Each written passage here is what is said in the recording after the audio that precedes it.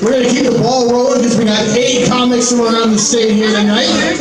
And ladies and gentlemen, competing laugh for laugh with John LaPlante. Please put your hands together for Miss Natalie Merritt.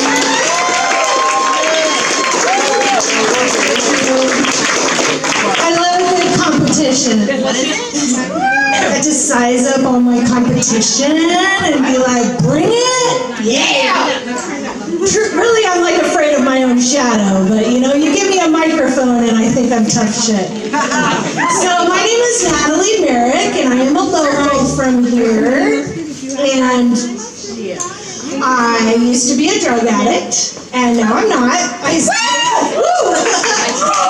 Yeah, so like this comedy thing was a lot easier when I could have a shot and a Heineken before I came up here, so I'm feeling a little bit more vulnerable, but this is me, this is what you get. So I am just so excited to actually be competing and like being up here on stage again. It's awesome. Like the last 2 years have been absolutely crazy with the pandemic and everything. So like in the beginning of it all, I realized that I had like a lot of close contacts with the COVID.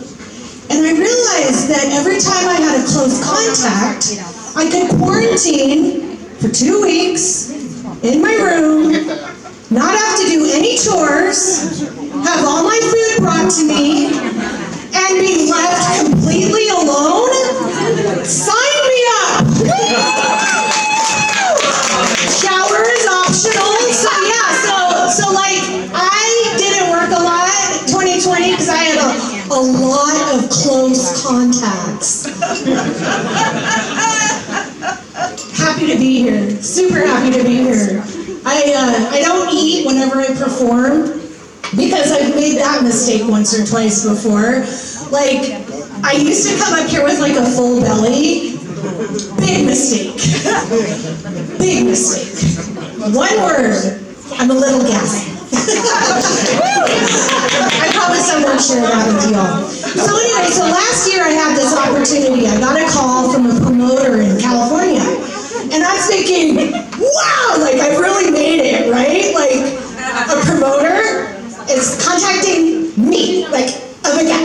And so he's like all business, right? And he is like a really hard nut to crack. And I noticed like from the second he called, he was just like straight into it. And he's like, yeah, I got your name and number. And I'm like, okay, like from where? If you could narrow it down a little bit, that would be helpful. And he said, oh, just from a comedian in Alaska, and they recommended you. So he goes, but what do you have? I don't know if, I need to know if you're like good enough. And I'm like, I stopped dating like a long time ago. So like, I'm not impressing anybody. Yeah. And so he's like, well, do you have like a YouTube channel? And I'm like, I mean, no. I mean, should I? And he's like, well, most comedians, if you're really good, you have a YouTube channel. And I was like, well, I don't. And at this point, I'm kind of getting pissed off, right? Because I'm stuck in the Seattle airport. So I don't know if anybody got stuck in that little kerfuffle over December, but that was a hot mess. So anyway, so I'm like totally irritated with my boyfriend. I haven't had any sleep in 24 hours, and this guy wants me to impress him. Yeah, probably not gonna happen. So he goes, can you like describe your comedy? And I'm already feeling like really anxious, right? Because like I want this, but at the same time I want to say F you. Like you, like you'd be lucky for me to perform for you. And then I'm like, so who are you the promoter of? And I'm like, well, I've never heard of that comedian. And he's like, so I gotta kind of wrap this up. Can you just like describe to me like what your comedy is like since you don't have a YouTube channel? And I said, yeah, it's self-defecating.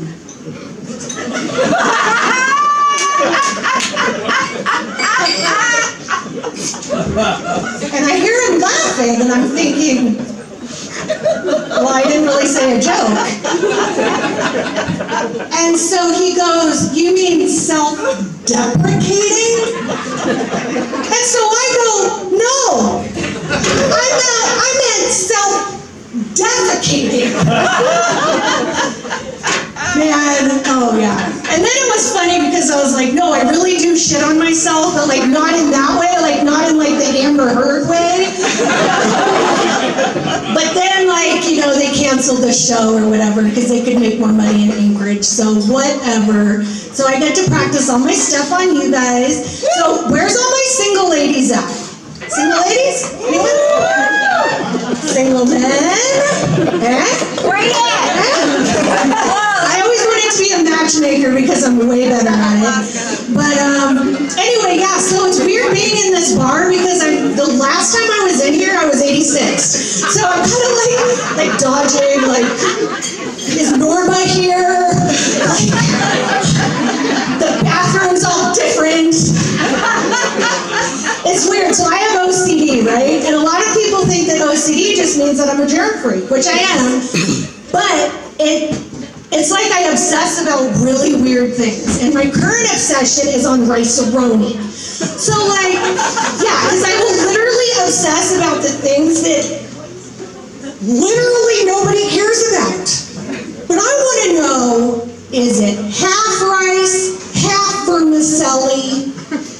And at night sometimes when I can't sleep, I honestly think about counting the grains. Like that's weird, okay? I get it, I'm weird. I'm also a social worker. And where are my social workers at? Yes! I have some social worker friends, but they're horrible at comforting me. I was talking to one of them recently and just said that, man, I just don't even want to live anymore. And she looked at me and she said, me too.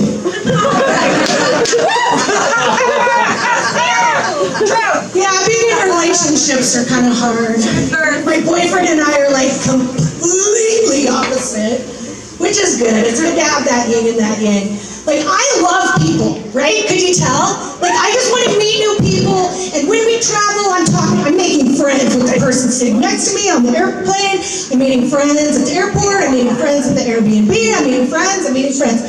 And my boyfriend's like, if I never meet or talk to another person for the rest of my life, like, I'll be good. But, yeah, so even though I don't use drugs anymore, I'm still really paranoid.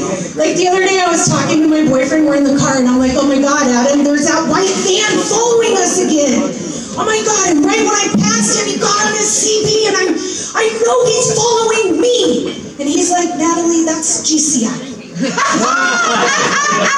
guys have been awesome. Thank you so much.